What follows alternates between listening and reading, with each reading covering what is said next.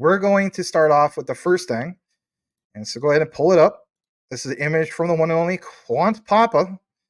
I know I'm out of the frame, but check out what it says here. What is this all about? We're not talking about Sorbonne tonight. We are actually talking about Stellar and XLM and the lumens and all that good stuff. Supply chain management. I thought this is about XDC. No, look at this.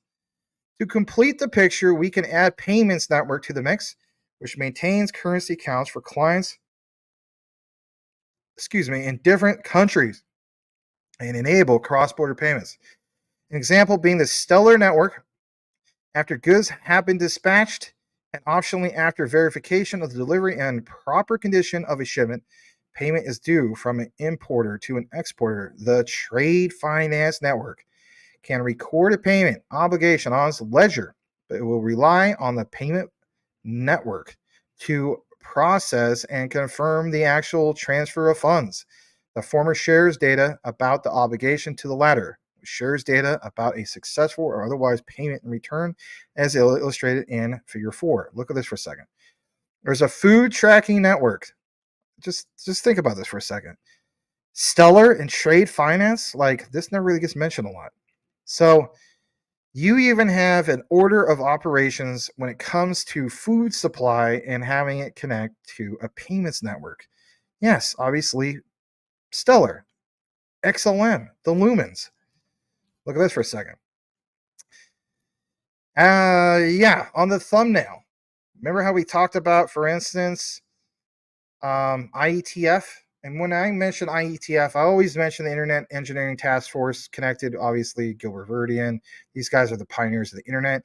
And I always talk about Quant. Never really talk about Stellar in the mix, right? So I thought this was interesting, and I wanted to bring it to you guys because, like you see, secure transfer asset, right? SATP use cases draft. Why is this all important? Well, it says back in July 2023, SATP fits the bill, is agnostic of the types of distributed ledger. Stellar Development Foundation cites them. What about the Internet Engineering Task Force? The Stellar Consensus Protocol draft.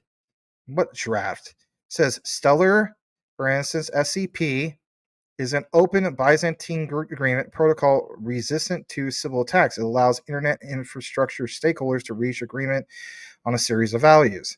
To see both of those cited right there? Well, I got more than just that. Quant Papa took a screenshot in regards to this, and it says, like you see on the screen, accelerating payments. Let's pull off some of the banners because it's cutting off some of the stuff that you need to see. So accelerating payments.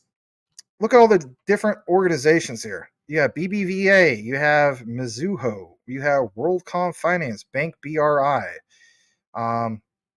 TD, right? I have them in regards to, I think, stocks, right? TD Ameritrade. But anyway, accelerating global payments. What? A universal rail for real-time clearing and settlement on an integrated blockchain network. How? Do you guys forget about the whole thing about IBM?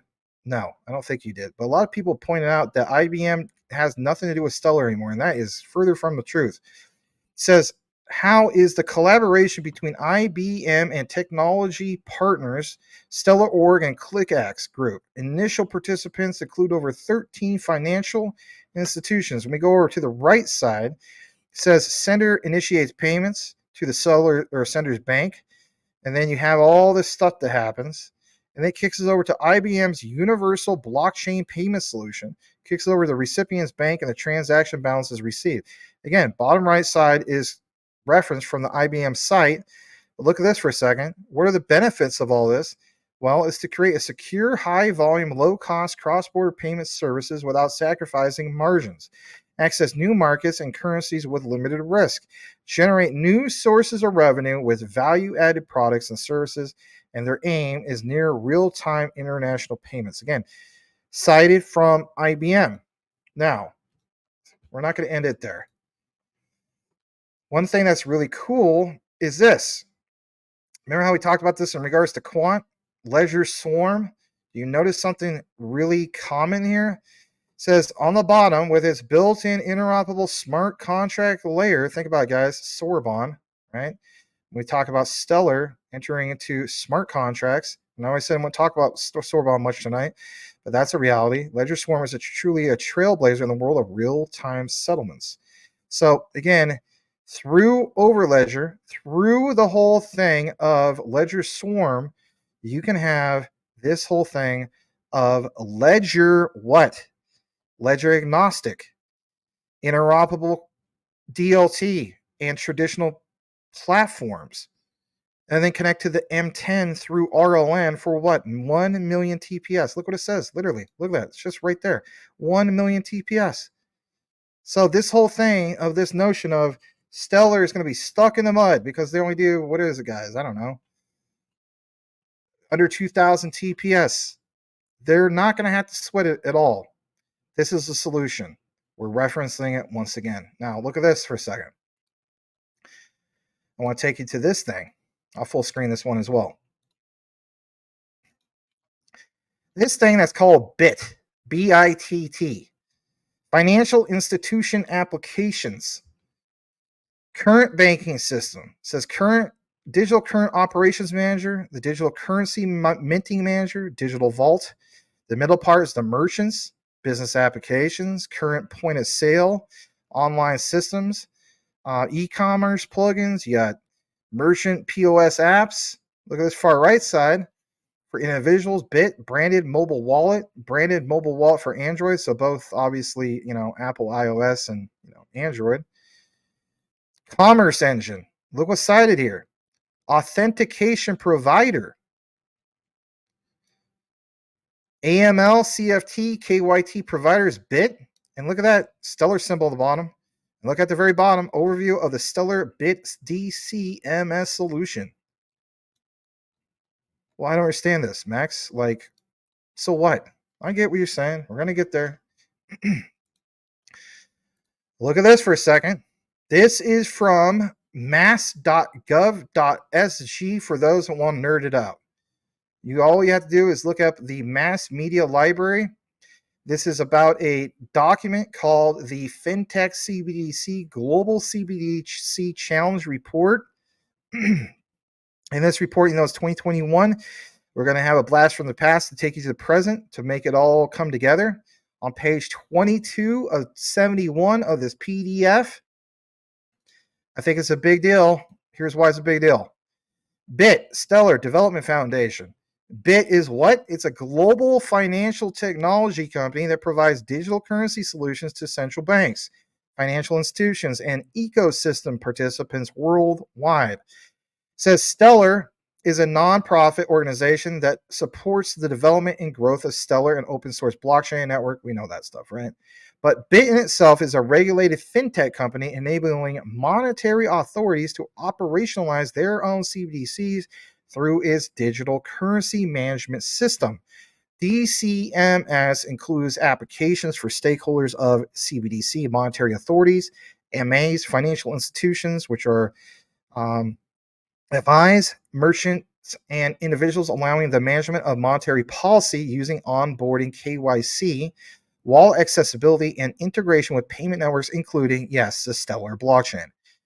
We know the whole thing about Stellar. We know about the whole thing as a little 10 seconds, zero cost, right? 10 million in stable coins for Circle costs literally, 0.5 zeros and a 1. We've been there. We've done that, right? But this part, together, Bitt and Stellar are testing, look at this, guys, CBDC solutions in Latin America, Europe, Africa, for the benefit of a million consumers. I'm telling you flat out, when it comes to this, and we won't get all the answers, but Stellar Quant, that's a real thing in my eyes. Why? Ledgerswarm, blockchain agnostic ledger, okay? Solution for a problem for Stellar is scalability. How so? Work with Ledgerswarm, connect it to M10 through the RLN, through Overledger to allow that to happen. But what specifically? What area of the world where this could be a problem in regards to scalability, stuck in the mud, right? As I would say. It is Latin America. And Quant in itself solves a problem for Latin America, obviously. You got that whole thing with LACchain. Then you see this, right? So my point is working together, realizing, like it said in the previous segment that we talked about, that Quant could literally work with any of these, but Stellar is currently working with who? Bitt. And Bitt has this whole connection with Latin America, even Europe and Africa.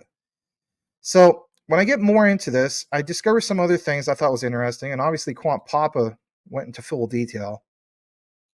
But you see here this whole thing about personal data protection and system integrity. I mean, my God, how many times we talk about personal data protection for JASMY, right? And Japan. Well, is Stellar like really, really putting a lot of focus on this and we just don't know about it? I think the answer is yes. So the DCMS maintains data segregation principles, ensuring that personal or personally identifiable information never enters the core CBDC transactions network. KYC information is collected and verified by AML compliance teams at licensed financial institutions and payment service providers. Interesting. Look at this. Integration with the current financial system, DCMS promotes MAs and FIs to leverage national payment rails to settle transactions in real time while it performs the CBDC settlements to end user accounts. Wow. Look at this. You have this whole thing of the role of minting, issuing, and monitoring currency and allows FIs to maintain their traditional role in distribution, payment services, onboarding. DCMS does not require complex technological integrations to traditional payment systems. That's game changer. And they're connected to who? Stellar? Look at this. For example, DCMS could integrate into the MasterCard network to enable CBDC payments. Wow. What about this other one? Decentralization. An open network reduces the need for intermediaries and centralized processes, which decreases the cost of offering a financial service and limits the damage any one authority can cause due to a system malfunction, cyber attack. You mean Stellar has embraced data protection? And they teamed up with who? They teamed up with this thing called Bitt to make this happen? And they want to decrease the cost of the potential damage if something should happen in regards to a malfunction or a cyber attack before it happens. I think that's responsible. What about this part? This competition helps to reduce systematic, not pronouncing that right, importance of individual entities, minimizing concentration risk. In this sense, Financial Stability Board, which is FSB, has highlighted that the more decentralized a financial system is, the more it can benefit from financial stability. I like all that stuff. I think it's worth pointing out. But my thing is this. Everything you see here, multi-CBDCs. Remember how we talked about quant? And this is all Stellar, right? How does this all come together? And if anything, how do you get that scalability you need? Well, we already answered that. But this part about the APIs, we know about Quant, and we know that they are the king of this, especially when it comes to API gateways. So DCMS, APIs and applications deployed through a CI/CD pipeline, includes automated testing. With the Terraform-defined cloud environment, oh no, right? Components are managed and scaled with Kubernetes. The Stellar blockchain is the foundation for transaction settlement with calls routed through non-uniform memory access. They are what? They're the blockchain foundation of that. And when you get down to this, again, back to the other previous slide that Quant Papa took, you see how this all comes together. You know, so when we talk about Latin America, especially when it comes to quant, I think you should realize the broader picture of things, that Stellar also sits at the table when it comes to that. Now, I want to jump into this. Let's go ahead and full screen this as well. This is a good screenshot. So it says novel propositions and payments. Traditional payment services and payment infrastructure is being challenged and disrupted. New technology allows novel ways and achievements, or I should say, novel ways of achieving payments, blurring the line between infrastructure and service providers. Use of digital assets and public blockchain, BTC, Circle, no harmonized regulatory environment, proposed limited providers. Look at this next part. Yes, it mentions Stellar. Look at this. Use of public blockchain and settlement assets to transmit fiat currency. Here's an example. Stellar Lumens. No harmonized regulatory environment, and servers may be regulated. And does it mention something else that's privatized? Well, look at this. Use a private platform and internalized settlement. For example, JP Morgan's coin, financial services, incumbents, technology not regulated. Again, back to what? Quant being able to do both the private and public, permission and permissionless, making it future proof, as the saying goes. All right, let's take you to this, because everything that's being referenced here is the secret. This is why you had to watch the show. I didn't want to just include it in the thumbnail for somebody else can quote it. The secret is this. The secret's out. The cat's out of the bag, just because you don't know about it. Right? Some people say it's not really a secret. Call it whatever you want. It's Project Sela. And why would I reference this? Well, we're going to get into this. Because this particular gentleman from the Bank of Israel, right? Yes, the Bank of Israel, back in September 2023, were you aware that the Bank of Israel held this whole thing of an international conference in Tel Aviv on the occasion of the publication of the report of Project Sela, in proof of concept that tested the feasibility of a retail central bank digital currency, a new type of payment service, as we know, that do not hold the end user's funds at any stage while maintaining a cybersecurity of the system. Don't you think we should pay attention to this? I think so. Novel propositions and payments. I've fast forwarded to the key part of this. Listen to this. Frameworks. Listen to this. He says frameworks. Look what's also mentioned here. The BIS. Look what's also mentioned there. Hong Kong Monetary Authority. And you have the Bank of Israel sitting there at the table. I think we should pay attention to this. Listen to this for a second. Let me know what you think. Here we go.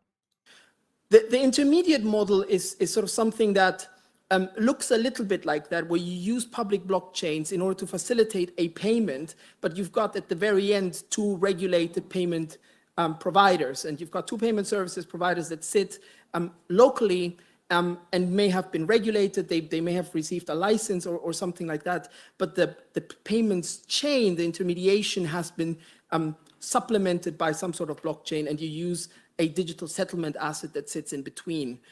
The regulatory aspects of that are clear for the end users. The people who face the customer are, clearly within the regulatory purview. You've got then a question around what happens with the chain, and is that infrastructure, should that be subject to some sort of PFMI principle regulation or not? Those are the questions that we then get asked, and typically the answer to that is, well, probably not, because regulatory frameworks don't work like that. And then I think on the other end, in the fully regulated space, what we've seen is financial services providers coming up with this sort of solution where they don't want to rely on public blockchains, but want to sort of integrate their blockchain and do it themselves. And what that then means is that they create their own asset, their own token, and use it to settle transaction between jurisdictions. We see that with global banks who have done that. So that's what we're sort of seeing in payments. So what is this leading to? The trend that I think I'm picking up is that with the use of technology, in particular with distributed ledgers, there are proposals that we're moving away from the supply chain as we know it in the payment space, and we're heading towards a space where technology is taking that step and sort of amalgamating some of those steps. And that leads to really interesting questions, because all of a sudden, technology providers are partnering or pairing themselves with the traditional financial services industry. And the challenges that we've got as an industry, as service providers to that industry, is how should we deal with those? Should these providers be regulated in the normal way? What would happen if you did that? Because normally some of these technology providers don't see themselves as financial services providers. They see themselves as technologists, as somebody who can provide their service to a bank, but they can also provide their service to a supermarket or somebody else. Their revenue streams and their risks and the prudential treatment of their businesses differs. And so, it's not easy to do that. What's happening in this space right now? At the moment, regulatory authorities are focusing in on the dependency of these technology companies. That's the clear focus at the moment. So what we are seeing is that jurisdictions are saying, right, if you're dependent on these four cloud providers, then we need you to put in place certain agreements, certain things that make sure that you are really checking your risks, your outsourcing risk, and that you've put in place adequate agreements, you're checking the relevant things. Is that enough? Is that enough? Is that the right way of approaching this? Or do we need to deal with the whole question slightly differently? Is it worth bringing in the entire service provider within the regulatory framework? And I think the biggest challenge yet is how to deal with decentralization. To a large extent, this question around how you regulate technology is easier when you've got a single provider that's doing this. When you start looking at decentralized offerings, which are also sort of acting as the infrastructure, then the regulatory foothold of an authority gets lost, and you start running into problems around, well, where is the node-based, who's running the smart contract, can you even pinpoint the location of the users who are programming these smart contracts? And the answer to that question typically is, no, you can't, because they're everywhere in the world. So what should be the approach to this? And those are the questions that need to be answered in order to continue to drive this innovation. Now, some of you may say, well, we don't want that. We don't want unregulated businesses providing crucial infrastructure for our businesses. That may be the right approach, but I think it is the fact that people are developing these protocols and these smart contracts are out there. So one potential solution could be to start thinking about regulating the technology in a particular way, looking at cybersecurity, looking at whether the smart contract that's out there has achieved what it should be, getting that licensed, and then looking at who's using it and see whether that requires a separate license. So there are ways of addressing this, but these are the trends that we're looking at the moment. I just want I want to leave you with those thoughts. They're really just to provoke the sort of things that we do. Thank you so much for your time, and I think we've got a great presentation that follows. So thank you very much.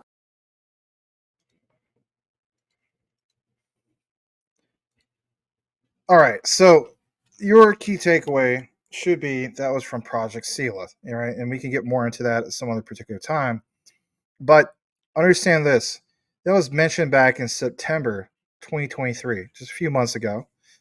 And the key thing is, well, where is Stellar going with this? Well, again, remember what he mentioned in regards to smart contracts? So with the criticism sometimes of I wish Stellar would come out with this much sooner. I would much more appreciate what they have done. They have taken their time to kind of get this right. And when it goes live, we go to the next phase, right? Not just phase 0. But all the phases are done, and it's on mainnet, and we have, the whole ecosystem going live. I'm still going with the whole notion of I don't see Stellar still sticking at 12 cents. And I will count my blessings in that regard that, it's still a time to pick up some Stellar, in my opinion. All these things that was mentioned, I think, is definitely solid and worth pointing out. We're going to take a pause here, all right, because there's a lot more to get into in regards to Stellar. On part 2 of what we have, it is going to be in regards to an interview that got dropped today. Yes, today, in regards to Stellar, straight from the Stellar Development Foundation. It's a particular interview of Danelle Dixon and, yes, Jed McCaleb. You're going to hear some things about, obviously Stellar, but Jed is going to share some thoughts in regards to also VAST. And, it's been a while since we talked about the whole thing in regards to VAST. We understand that that's a big deal, especially with space. But we're going to get into that. I fast forward to some key moments in that interview. I want to talk about all these things.